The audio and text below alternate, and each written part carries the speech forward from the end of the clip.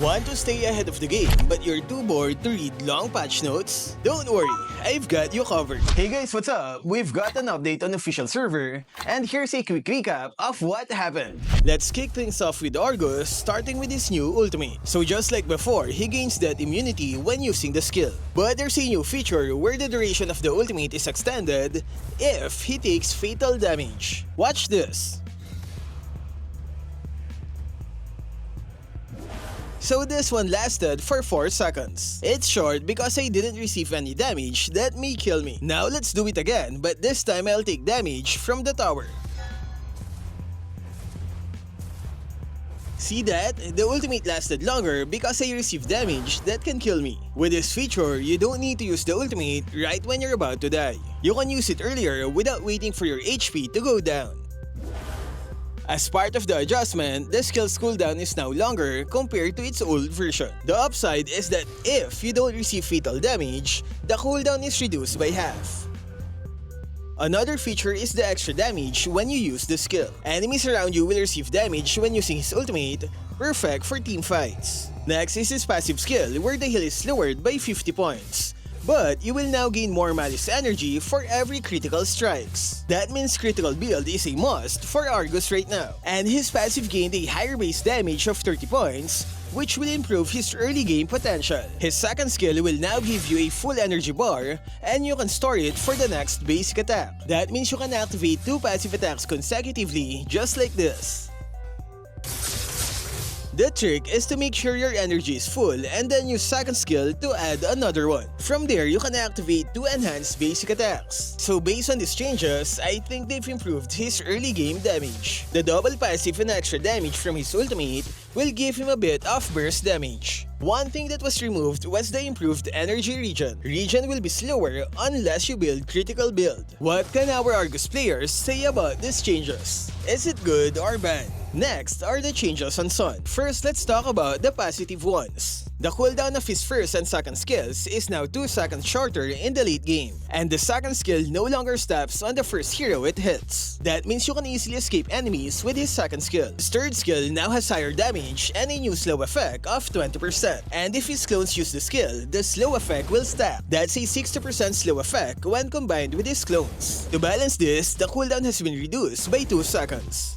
The heal from his passive is now stronger, especially in the early game, because of that base heal. Then we have his passive where the maximum stack is down to 6, but each stack now gives 5% defense reduction. Basically, it's easier to reach full stacks, but the total defense reduction is now lower by 10%. Now here are the adjustments made to balance his power. The clones from his ultimate will now disappear faster from 12 seconds down to 8, and his HP stats and attack speed growth is now lower. Based on those changes, Sun will have a better experience in the early game. The higher heal, slow effect, and new escape ability will give him more versatility. Next on our list is the buff on Lancelot. They've increased the base damage of his second skill while slightly lowering its attack scaling.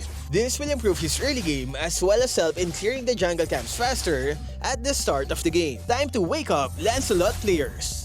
Zilong is up next and he deals extra 30 damage when the enemy's HP is below 50%. That extra damage applies to his basic attack and skills. And he also gets plus 20 base heal on his passive.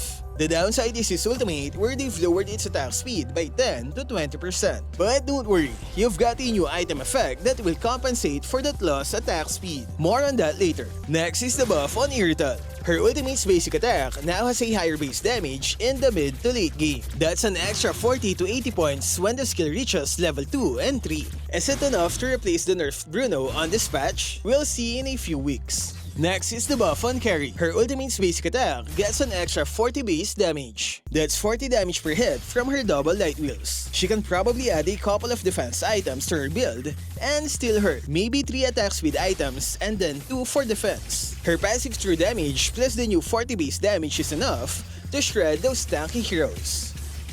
Next, we have the buff on Diron. His passive heal is now based on his maximum HP. That's an 8% max HP heal for every third basic attack. The developer said they aim to make him more of a sustained fighter, allowing him to last longer in team fights. Plus, they also allowed the second phase of his second skill to hit all units including minions and summoned units.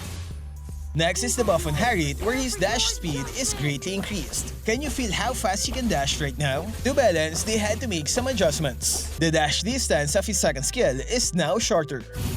But in return, his basic attack range is now bigger. Yeah, I think it's a big one on Harriet, especially on his dashing speed. Next is the buff on Cece's basic attack range. It's now bigger, allowing her to reach enemies after using her first skill. You no longer need to go near the enemy to maintain your stacks. Here's the comparison of her old basic attack range. That's big, right? Next, we have Badam. His first skill now has a shorter force swing time. That means there's now a shorter pause when using the skill. His ultimate now has a longer stun duration, giving enemies a harder time to escape. To balance, the cooldown is increased by 15 seconds in the early game and 9 at late game. So yeah, his ultimate is deadlier, but the cooldown had to take a hit. Next is Alucard, and his first skill gets a shorter cooldown. The downside is they've added 1 frame to the skill's back swing. This means it won't be as fast as before when you perform a basic attack after using the skill. Here's the old version. It's fast, right? Almost no delay. On the new one, you can now feel a slight pause before the basic attack. Overall, I think it's still a good one for Alucard players. Next is Alus, and there's a ton of changes to his skills. Starting with his passive, the max stack is now 3 instead of 4. Penetration and movement buff are removed from the skill.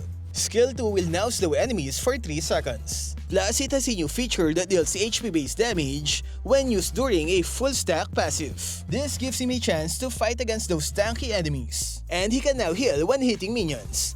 Previously, this was not allowed. And finally, his ultimate. At level 1, it now grants a fixed 50 extra damage on his basic attacks. On the old version, you had to wait for a full passive stack to activate the extra damage. So basically, Alice received HP-based damage, slow effect, shorter stacking, and heal on minions. Hopefully, it's enough to make him popular in ranked games. Now let's move on to the nerf section. These heroes were so good in the last update, now they're getting nerfed. Bruno will have his basic attack range shortened, and with his changes, he can no longer hit the tower outside of its range, even with Malefic Gun. Fanny has exceeded expectations, and now she's getting a nerf on her energy regen. That's -1 energy for every second. The developer said it's a way to balance her mobility. Cecilion is getting a nerf on his late game damage. That's -10 and 20% on his first skill. So yeah, you'll have to improve your stack collection if you want higher damage in the late game. Now let's move on to the item section. Malefic Gun gets nerfed with a shorter basic attack range. Plus, the movement buff now has a shorter duration. I guess this was expected considering how powerful Bruno has become with this item. Next is the item Rose Gold Meteor, where it now gives 20% attack speed. It also comes with a new passive, and it works like this. For every 1% lifesteal you have, you will gain 1 hybrid defense. For example, Rose Gold Meteor has 10% lifesteal. When you buy this item, you immediately get 10 hybrid defense. Nice, right? It makes you tanky without the need to buy an actual defense item. However, there are some limitations. The maximum defense you can gain is capped at 50 points. And the effect is also held for non-fighter heroes. That means marksmen will only get half of the hybrid defense if they use this item. But I think it's still good for attack speed marksmen. Remember, it still has its old effect where you can get a shield whenever your HP drops. Anyway, this is good news for the likes of Zilong, Alus, and Sun. Attack speed fighters will have to add Rose Gold Meteor to their current build. Now, to balance the new passive of Rose Gold Meteor, the devs had to adjust the other items' lifesteal stats. Has Claws gets a -5% lifesteal, but in exchange, it received a +10 physical attack. Demon Hunter Sword gets a fixed 8% lifesteal, but its lifesteal stack is lowered by 1%. And those are all the hero and item changes from the recent official server patch. So which heroes do you think will rise to the meta? Argus? Sun? Or will the meta remain the same? That's all for this video. Stay safe and thank you for watching.